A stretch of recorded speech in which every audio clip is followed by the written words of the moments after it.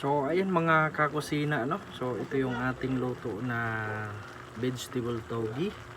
Ayan, so may carrots, may sayuti, at saka yung togi. So napakasarap nito mga kasari. Ay pwedeng pang ulam at pwede mong gawing negosyo. So kikita ka ng malaki dito sa negosyong ito.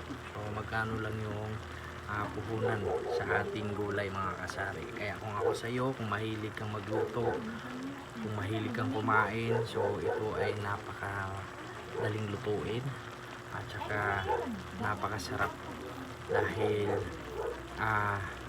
healthy yung ating niluluto. So ito ay vegetables lumpia. So sa mga kakusina dyan na mahilig magluto, so ito na ay pwede nyong gawing negosyo. So maraming salamat at huwag mong kalimutan i-subscribe yung ating channel, Kusina ni Maymay. So maraming salamat at magandang hapon. Bye!